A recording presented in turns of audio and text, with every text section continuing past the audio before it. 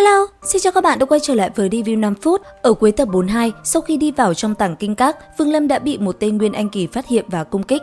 Rất may, sau một hồi giao chiến, Vương Lâm đã thoát được. Thế nhưng cũng vì chuyện này, Vân Thiên Tông đã thắt chặt phòng vệ. Còn Vương Lâm, trong tình hình hiện tại, anh ấy vẫn không có động tĩnh gì. Lúc này, anh ấy chỉ lẳng lặng ngồi tu luyện mà thôi. Thế nhưng không lâu sau, Chu Lâm đã tới tìm Vương Lâm. Ngay sau đó, thanh âm vang lên nói: "Sư phụ bị giám sát, không thể tự mình đến được. Người bảo ta đưa ngươi đi đến một chỗ."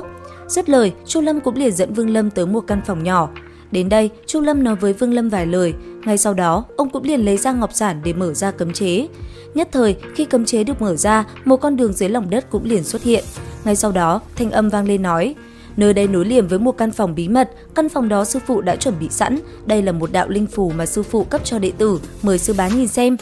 Thấy vậy, Vương Lâm tiếp lấy ngọc giản, thần thức đảo qua, sau đó liếc mắt nhìn Chu Lâm một cái, không nói hai lời, anh ấy liền đi vào bên trong.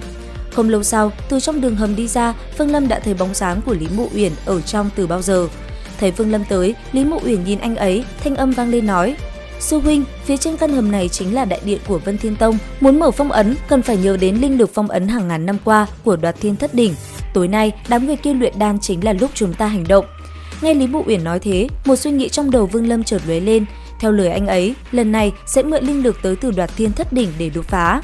Thấy Vương Lâm nói vậy, Lý Mộ Uyển nhíu mày. Thế nhưng cũng trong lúc đó, ở tại bên trên đại điện, lúc này đã có rất đông trưởng lão Vân Thiên Tông tụ tập.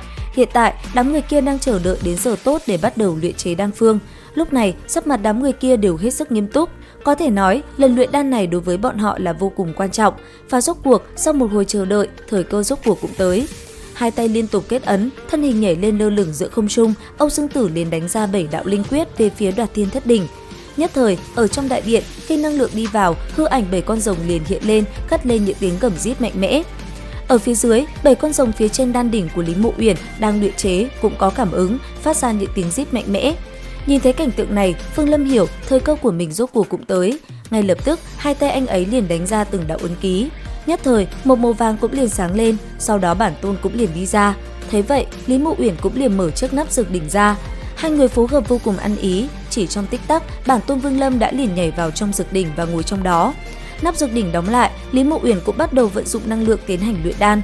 Bên cạnh nàng, phân thân Vương Lâm vẫn đứng yên lặng. Còn ở phía trên, sau một hồi chuẩn bị, Âu Dương Tử cũng lập tức bắt đầu. Nhất thời, thanh âm hắn ta vang lên nói: "Tế đan, chủ tế tứ phẩm yêu huyết đan." Lời nói vừa dứt, lập tức một trong số 6 người đang đứng trên mặt đất tiến lên mấy bước, vỗ túi trữ vật lấy ra một món đồ. Sau đó, đám người kia phối hợp với nhau và bắt đầu luyện đan. Quá trình này diễn ra vô cùng khó khăn, có không ít người vì luyện đan mà đã phải lần lượt hiến tế bản thân mình. Còn Lý Mộ Uyển, ở phía dưới, nàng vẫn đang cố gắng mượn linh lực mạnh mẽ kia mà phá vỡ phong ấn mở ra đan lô. Rốt cuộc sau một hồi, phong ấn cũng vỡ nát, khi nhìn thấy đan dược bên trong đan lô xuất hiện, Lý Mộ Uyển trợn tròn hai mắt lắp bắp nói: "Sư huynh, là thất phẩm linh đan." Nghe thấy Lý Mộ Uyển nói thế, Vương Lâm bàn tay khẽ động, anh ấy liền thu đan dược vào trong tay mình rồi hỏi lại: "Đây là thất phẩm linh đan ư?" Chính xác mà nói, đây chỉ là lục phẩm thượng giai linh đan mà thôi, trong quá trình mở đan, phẩm chất đã bị suy giảm. Muội có biết đan dược này không? Nếu Uyển Nhi đoán không lầm thì đan dược này chính là Thanh Vân đan. Nghe vậy, Vương Lâm trầm ngâm một chút rồi chợt nhìn sang Lý Mộ Uyển nói: "Chờ ta." Đáp lại, Lý Mộ Uyển khẽ gật đầu, hai mắt lộ ra một tia nhu tình, nhẹ giọng nói: "Huynh yên tâm, dù là thất bại cũng không sao cả, ta cùng huynh vẫn có thể chạy trốn, sẽ không phải phiền toái như thế đâu." Dứt lời, Vương Lâm cũng liền nhảy vào dược đỉnh họp lại cùng bản tôn. Còn Lý Mộ Uyển thấy Vương Lâm biến mất, nàng cũng nhanh chóng rời khỏi mật thất tránh người ngoài phát hiện. Cũng trong lúc đó, ở tại bên trên, Âu Dương Tử rốt cuộc cũng thành công luyện chế đan dược, thanh âm vang lên nói: "6 vị đạo hữu, viên đan dược này được các vị tương trợ mà luyện thành, từ nay về sau nó có tên là Lục Đạo Linh Đan, lão phu sẽ dùng nó để tế bái các vị." Lời nói vừa dứt, hắn ta cũng liền rời đi. Còn Vương Lâm lúc này ở bên trong dược đỉnh, anh ấy rất nhanh đã đem đan dược bỏ vào miệng. Ngay sau đó, nó liền được Vương Lâm vận dụng cổ thần quyết vận chuyển, chỉ trong thời gian ngắn ngủi, năng lượng rất nhanh đã tỏa ra. Nhất thời, bên trong cơ thể Vương Lâm, kim đan rất nhanh đã bành trướng. Theo thời gian trôi qua, một viên Nguyên Anh đã liền xuất hiện. Kể từ đây, phân thân Vương Lâm chính thức đột phá Nguyên Anh kỳ.